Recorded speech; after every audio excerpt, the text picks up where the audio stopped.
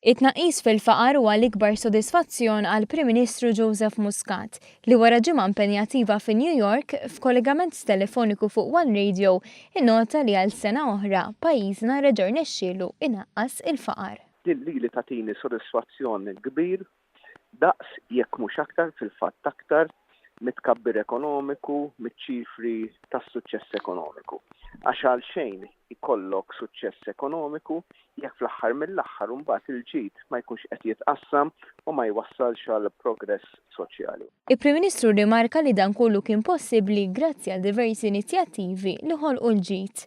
Hawnhekk irrefera l-aħbar pożittiva meta din il-ġimgħa fl-Istati Uniti għalaq ftehim mal-kumpanija Star, waħda mill-ikbar fil-qasam tal-assigurazzjoni b'mod internazzjonali.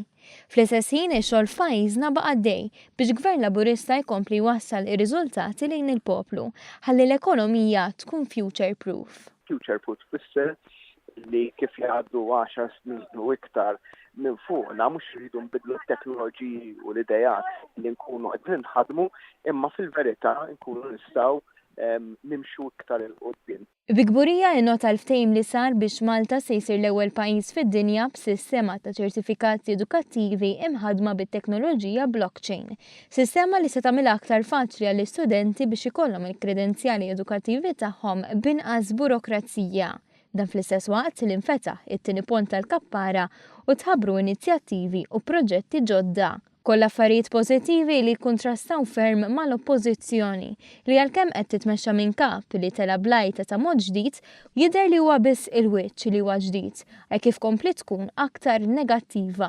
Imbdiet din il-paġna b'ton negattiv kont qed nittama u qed nittama li tista' tiżviluppa b'mod pożittiv li hu żgur li fil-waqt illi l-oppożizzjoni qed tiffoka fuq il-ġimgħa li ġejja aħna qed niffukaw fuq il-ġenerazzjoni li ġejja. Dan isir b'investiment u progress soċjali fil-pajjiż. Bil-Prim Ministru Joseph Muscat jesprimi x-xewqa li Gvern Laburista jkun il-Gvern li jixpruna l-ambizzjoni tal-poplu Malti wawċi illi jimxi il-qudiem.